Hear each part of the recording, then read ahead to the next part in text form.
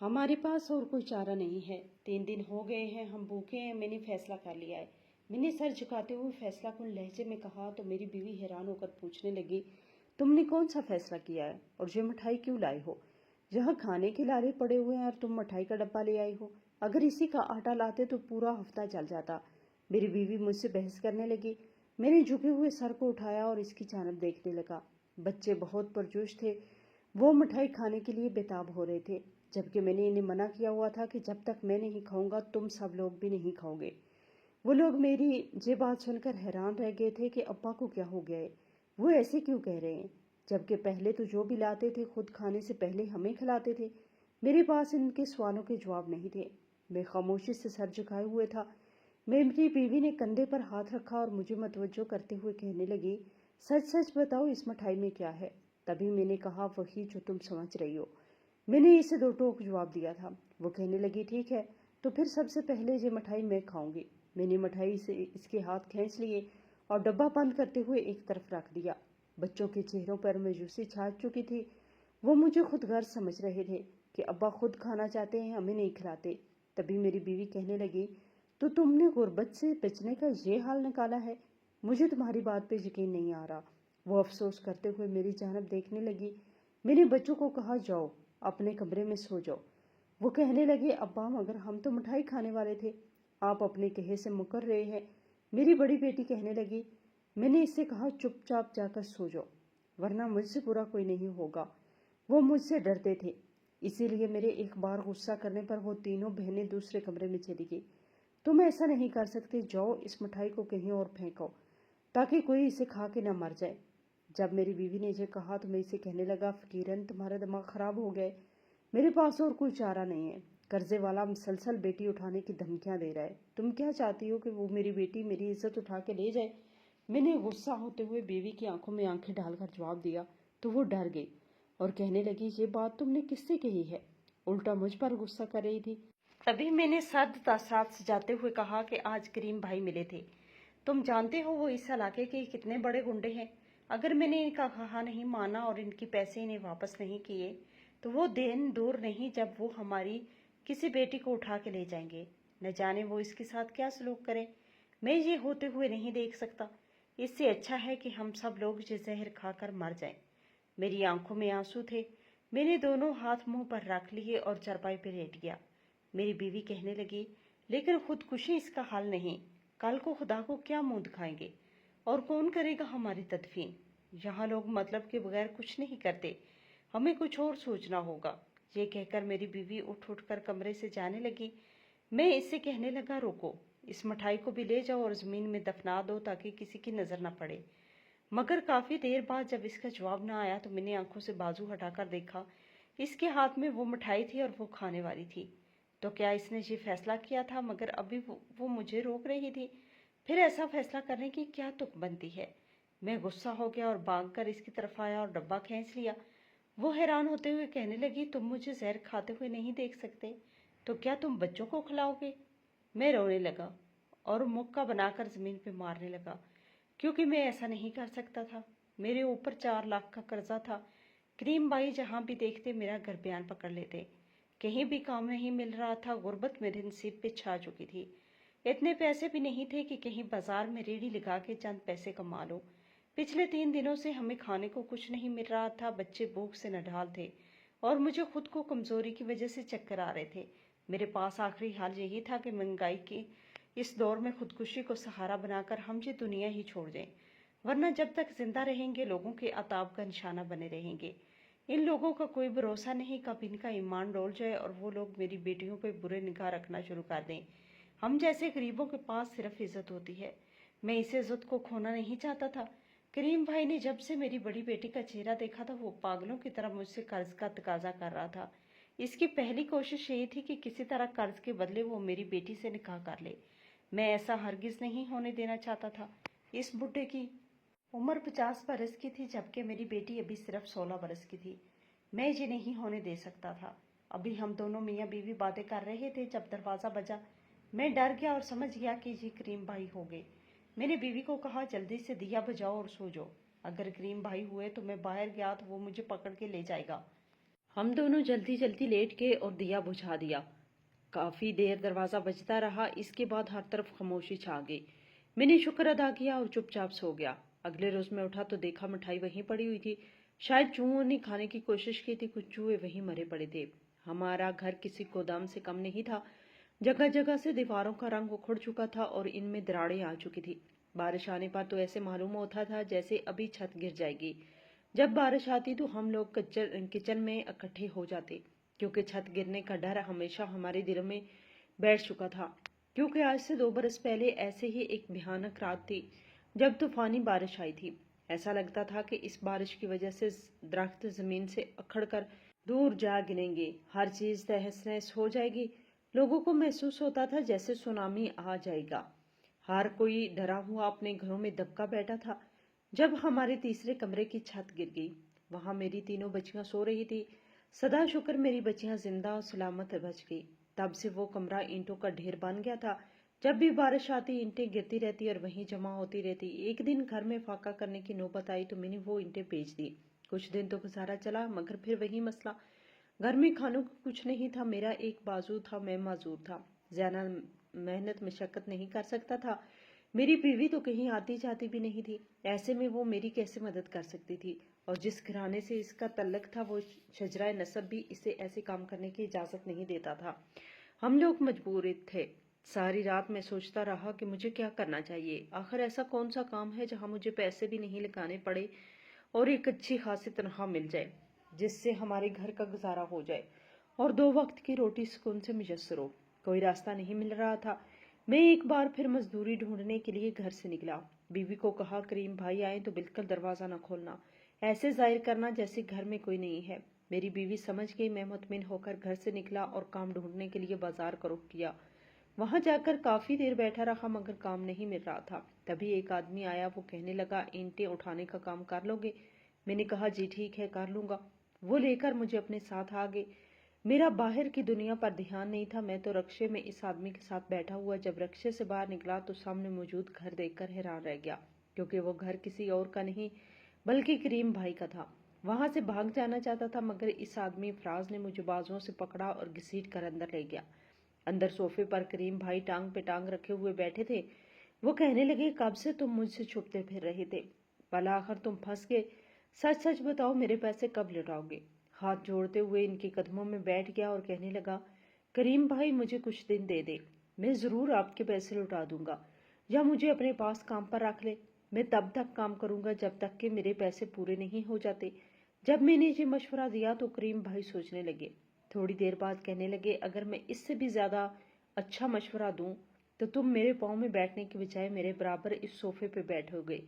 मैं हैरान हो गया और सोचने लगा, शायद वो मुझे किसी कारोबार का मशवरा देने वाले हैं। तभी उन्होंने मुझे कंधे से पकड़ा, उठाया और बिल्कुल अपने साथ बैठा लिया।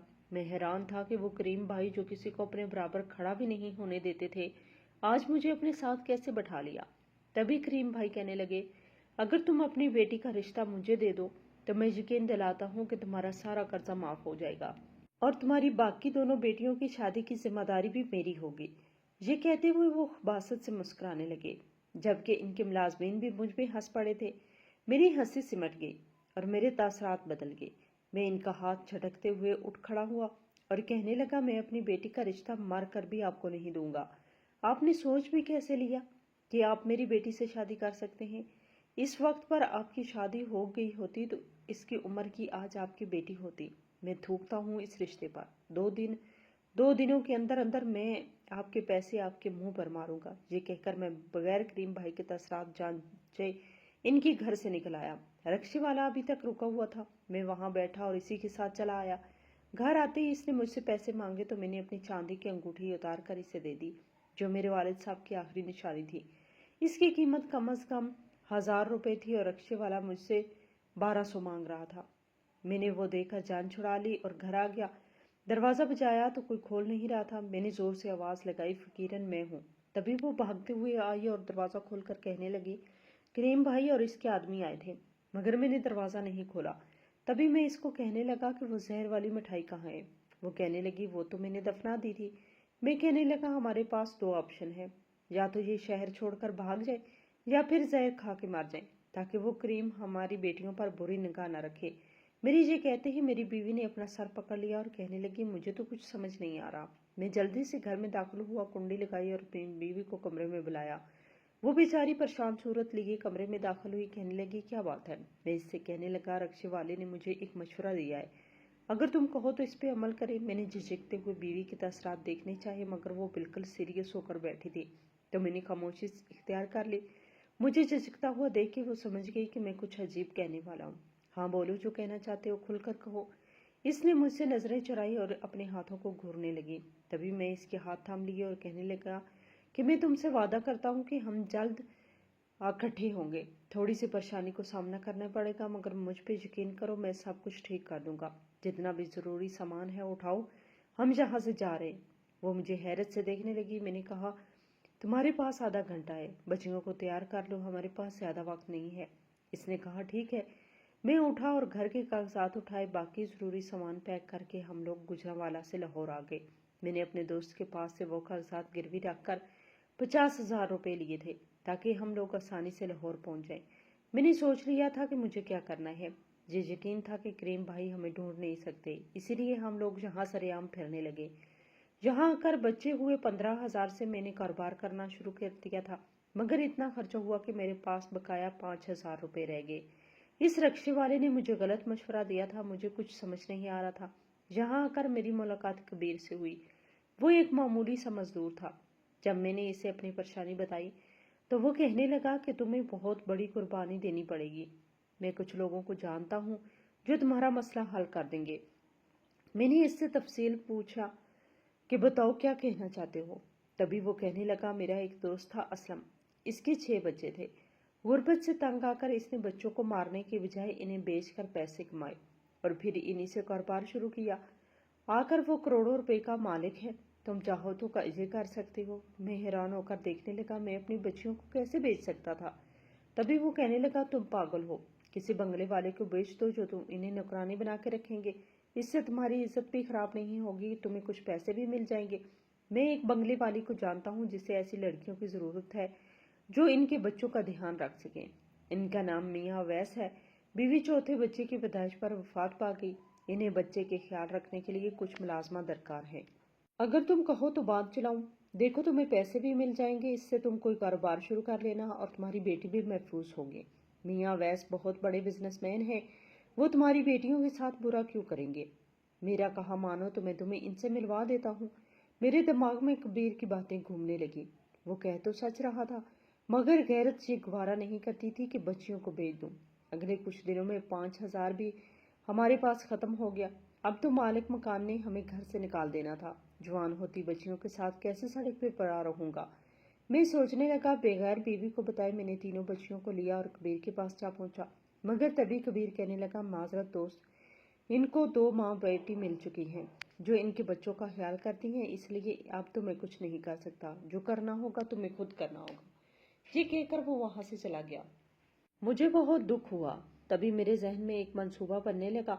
सब्जी मंडी मेरे बिल्कुल करीब थी। मैंने एक बोर्ड उठाया और इस पर लिखा, बच्चियां बराए फरोख्त।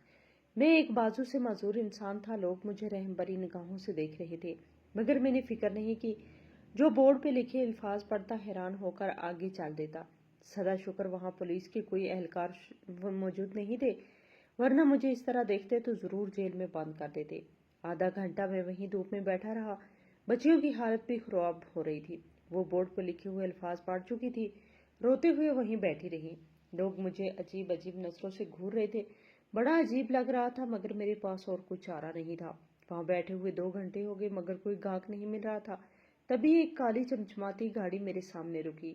इसमें एक आदमी निकला और मेरी तरफ बढ़ा। वो कहने लगा, जो बोर्ड पे लिखा है वो सही है क्या? मैंने बगैर कुछ बोले इस बात में सर हिला दिया। तो वो कहने लगा, क्या कीमत लगाते हो फिर? तो बादशत से मुस्कुरा रहा था। मैं इसे अपनी बच्चियां देना तो नहीं चाहता था, मगर मजबूरी थी। मैंने इसका नंबर लिया और पता भी। इसके बाद हम दोनों में सौदा हो गया। मेरी तीनों बच्चियां मुझसे लिपट कर बहुत रोईं, मगर मैं सर दसरात सजाए खड़ा रहा। इनको गाड़ी में बिठाने के बाद मैं घर चला आया। घर आया तो बीवी पूछने लगी, बच्चियां कहाँ हैं? मैंने इससे तसल्ली दी कि कबीर की घर छोड़कर आया हूँ। वो मेरा नया दोस्त बना है, इसकी बीवी सिलाई कढ़ाई का काम करती है। वो बच्चियों को चंद दिनों में ही हुनरमंद बना देगी। जब तक वो कुछ सीख नहीं लेती तब तक वो यहीं रहेंगी, तुम फिक्र ना करो। बीवी मुतमिन नहीं हो रही थी, बार बार सवाल पूछ रही थी। मुझे गुस्सा आ रहा था। तभी मैंने इसके मुंह पे एक थप्पड़ दे मारा और कहा, आइंदा इस बारे में मुझसे सवाल ना पूछना। मेरे हाथ में इतने पैसे देख के वो सच जान चुकी थी और गुस्से से मेरी जानब देख रही थी। अगले रोज मैंने एक बंद हुई फैक्ट्री खरीदी और इसमें काम करने लगा। सरमाया कम था मगर धीरे धीरे मेरा मुनाफा बढ़ने लगा। ये सोचकर मैं फैक्ट्री पर दिन रात मेहनत करने लगा। मेरी फैक्ट्री दिन दुगनी रात चुगनी तरक्की करने लगी। धीरे धीरे मुनाफा बढ़ता जा रहा था, यहाँ तक कि 2 साल बीत गए। मेरी बीवी बच्चियों को गम में रोती और कहती कि मुझे ये तुम्हारी दौलत जायदाद नहीं चाहिए। मेरी बच्चियों को वापस लेकर और वो न जाने किस हालत में होंगी। मैं इसकी टालता रहा, यहाँ तक कि 5 वर्ष गुजर गए और मेरा शुमार शहर के बड़े बिजनेसमैन में होने लगा। मैं बहुत खुश था। जब हर तरफ से कामयाबी मेरे कदम चूमने लगी तो मैं बेटियों को लेने इस आदमी के पास जा पहुंचा, जिसने मेरी बेटियां खरीदते वक्त यकीन दिलाया था कि वो इसे अपने घर की नौकरानी बना के रखेगा। इसके बाद जब मैं कामयाब हो जाऊंगा तो इसने मुझे जितने पैसे दिए थे इनको लुटाकर अपनी बेटियां वापस ले आऊंगा। ये एक किस्म का सौदा था। मैंने अपनी बच्चियों को बेचा नहीं था, बस गिरवी रखवा दिया था, क्योंकि मेरे पास गिरवी रखने के लिए और कुछ नहीं था। जैसे ही इस आदमी के बताए हुए पते पे गया, मेरे पैरों तले जमीन निकल गई। मैं दौड़ते हुए बच्चियों के पास जा पहुंचा और इन्हें गले लगाया और उन्होंने अपनी आप बीती सुनाई, जिस सुनकर मैं हक्का बक्का रह गया। मेरा नाम तौसीफ है। मेरे वालिद एक मामूली से ड्राइवर थे। वो जिस बंगले में नौकरी करते थे वहाँ के मालिक ज्यादा अमीर तो नहीं थे, मगर हाल ही में इनसे इनका सब कुछ छीन चुका था। वो सफेद पोशों की जिंदगी गुजार रहे थे। इनके पास एक मेहरान की गाड़ी थी जो मेरे अब्बा ड्राइव किया करते थे। घर होते हुए गार्ड के फराइज भी सारे अंजाम वही देते और यहाँ तक कि माली भी बन जाते। इनके घर के सारे सौदे सलफ भी वही लाया करते थे। वो काम तो बहुत करते थे मगर इनकी तनख्वाह बहुत कम थी। एक रोज अब्बा काम पर गए तो वापसी पर चचा रहीम इनके बेजान वजूद को कंधों पर उठाए हुए हमारे घर आए। अब्बा हमें छोड़ के जा चुके थे। मैं अपने वालिदैन की अकलौती औलाद था। अम्मा तो अब्बा को देखकर ऐसी बेहोश हुई कि 24 घंटे इसी बेहोशी में अपने खाल की हकीकी से जा मिली। मैं अब्बा की जगह नौकरी करने लगा। वहीं पे मेरी मुलाकात फकीरन से हुई, जिसका असली नाम फकीरा था। इसका नाम बहुत मुख्तलिफ था, सुनकर मुझे बहुत पसंद आया। इसका मतलब था ऐसे लोग जो दुनियावी जिंदगी से दूर रहकर अल्लाह की इबादत करते हैं। फकीरा स्कूल जाती तो इसे गाड़ी पे छोड़ने में जाता। वो 4 बहन भाई थे और सबसे बड़ी थी। धीरे धीरे हम दोनों में बातें होने लगी तो इन बातों का नतीजा मोहब्बत की सूरत में निकला। इसके वालिद हमारी शादी के लिए तैयार नहीं थे। एक रोज हम लोग वहां से भाग निकले और मेरे आबाई शहर गुजरांवाला आ गए। हम लोग मुल्तान से भागे थे, जहां अगर हम दोनों ने शादी कर ली। मैं एक ठेकेदार के यहाँ काम करना शुरू कर दिया। शुरू में तो काम अच्छा चला, फिर इस ठेकेदार ने मुझे निकाल दिया। इस डर से हम लोग वापस मुल्तान नहीं गए कि कहीं वो लोग हमें मार ना डालें, और जहाँ गुजरांवाला में जिंदगी गुजारने लगे। यहाँ सबसे बड़ा मसला गुर्बत था। हमारी 3 बच्चियां पैदा हो चुकी थी, घर में फाके चल रहे थे और ऐसे में हम बेटियों के जहेज की कैसे फिक्र करते। बस मैंने मंसूबा बनाया और हम लोग लाहौर आ गए। कारोबार करने के लिए पैसे नहीं थे तो मैंने बच्चियों को बेच दिया। अब जब मैं एक अमीर इंसान बन चुका था तो मैंने बच्चियों को घर वापस लाने का फैसला कर लिया। जिस आदमी ने इन्हें खरीदा था, जब मैं इसके पास गया तो पैरों तले जमीन निकल गई, क्योंकि इसने इंकशाफी ऐसा किया था। इसने वादा खिलाफी की और मेरी बड़ी बेटी को एक कोठे वाली के पास भेज दिया, जिसका पता बताया। मैं फौरन वहां जा पहुंचा। इस औरत से अपनी बेटी का तकाजा करने लगा। वो तो पहले तो नफी में सर हिलाती रही, फिर कि मेरे पास ज़ैनब नामी कोई लड़की नहीं है। मगर जब मैंने पुलिस की धमकी दी तो वो कहने लगी कि पुलिस वाले यहाँ रोज चक्कर लगाते हैं, इसीलिए इनकी धमकी देना फजूल है। मैंने 8 लाख का चेक निकाला और इसके मुंह पे दे मारा तो वो खुश हो गई और कहने लगी, और साहब नई लड़कियां दिखाती हूँ जिन्हें आज तक किसी ने नहीं छुआ। अगर इनमें आपकी बेटी निकल आई तो ठीक, वरना मैं कुछ नहीं कह सकती। ये कहकर मुझे अपने साथ दूसरी मंजिल पर ले आई, जहाँ एक कमरे में 6 लड़कियां कैद थी। इनमें मेरी बेटी जो सूख कर हड्डियों का ढांचा बन चुकी थी, वो एक तरफ पड़ी हुई थी और जंजीरों से बंधी हुई थी। मैंने बेटी का ये हाल देखा तो फौरन इसकी जानब दौड़ा और इस औरत को गालियां देने लगा कि तुम इंसान हो कि जानवर हो। वो कहने लगी, जब तुम लोग अपनी बेटियां संभाल नहीं सकते तो पैदा क्यों करते हो। वो उल्टा मुझे बातें सुनवा रही थी। मैंने बेटी को वहां से उठाया और अस्पताल ले आया। डॉक्टर इसकी हालत देखकर हैरान हो रहे थे और पूछ रहे थे کہ آپ کی بیٹی کی حالت اتنی خراب ہو گئی اور آپ اسے اب ڈاکٹر کے پاس لے آئے ہیں؟ بچی تو ٹھیک، ورنہ ہم لوگ کچھ نہیں کہہ سکتے۔ بہرحال ڈاکٹر کو میں نے اچھے خاصے پیسے دیے تو اس کا علاج کرنے کو تیار ہو گیا۔ اب میں دوسری بیٹی کو ڈھونڈنے کے لیے گھر سے نکل پڑا، جسے اس آدمی نے ایک آیا کے طور پر کسی سیاستدان کے بنگلے میں بھیجا تھا۔ میری بیٹی وہاں خوش نہیں تھی، وہاں اس بنگلے کی مالکن اس سے بہت کام کرواتی تھی۔ ایک روز اس بندے کے مالک نے میری بیٹی کے ساتھ بدتمیزی کرنے کی کوشش کی تو وہ چلانے لگی۔ وہ آدمی گھبرا گیا، اس نے میری بیٹی کو سیڑھیوں سے دھکا دے دیا تو اس کی ریڑھ کی ہڈی ٹوٹ گئی۔ لوگوں نے میری بیٹی کا بہت علاج کروایا، جب وہ ٹھیک نہ ہو سکی تو ایک کمرے میں مرنے کے لیے چھوڑ دیا۔ میں پولیس کے ساتھ وہاں جا پہنچا اور اپنی بیٹی کو بازیاب کرایا۔ وہ سیاستدان تھا، اس کے خلاف کسی نے ایکشن نہیں لیا، البتہ میری بیٹی مجھے واپس مل گئی۔ میں بہت رویا۔ اس رکشے والے کا مشورہ بالکل بھی ٹھیک نہیں تھا، کاش وہ مجھے نہ ملتا تو آج میری بیٹیاں اس حالت میں نہ ہوتی۔ یہ سب تو میں نے ان کی زندگی سنوارنے کے لیے کیا تھا، مگر ان کی زندگی تو بہت برباد ہو کر رہ گئی تھی۔ نہ جانے اس شخص نے میری تیسری بیٹی کو کہاں بھیجا تھا، وہ مجھے کہیں نہیں مل رہی تھی۔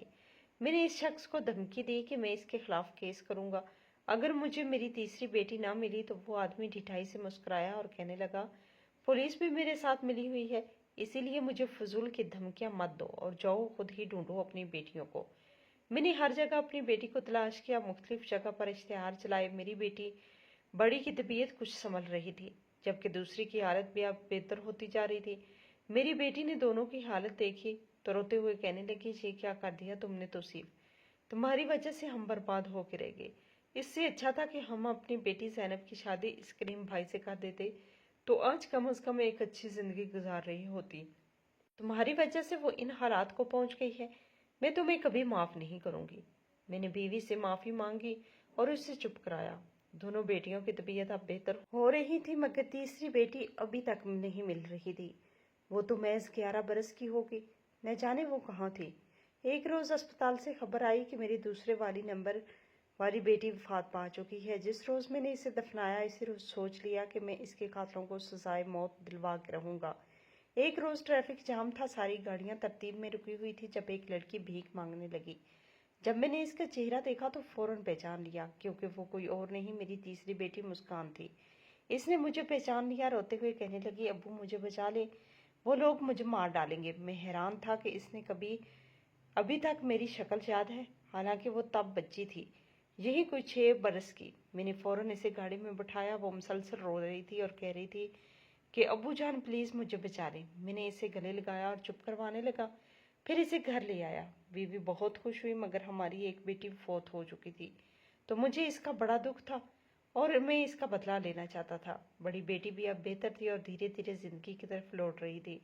میں نے پاکستان کو چھوڑا، سارا کاروبار سمیٹا اور ہمیشہ کے لیے دبئی آ گیا۔ میں نے اپنی بیٹی کا معاملہ اللہ پر چھوڑ دیا۔ چند دنوں بعد خبر ملی کہ ملک افضل کو گولی لگی ہے، اب اس دنیا میں نہیں رہے۔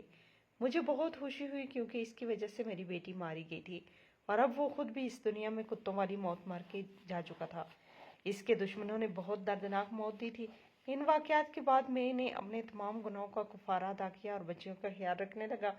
مجھے دولت شہرت کسی چیز کی کمی نہیں تھی، تو میری بیٹیاں جہاں پڑھنے لگی، آج بھی دوسری بیٹی کا غم میرے سینے میں پنپ رہا ہے، مگر اب کچھ نہیں ہو سکتا سوائے صبر کرنے کے۔ میں نے بھی تو اپنی بیٹیوں کو آزمائش میں ڈالا تھا اور میری وجہ سے انہیں اتنی بڑی مصیبتیں جھیلنی پڑی۔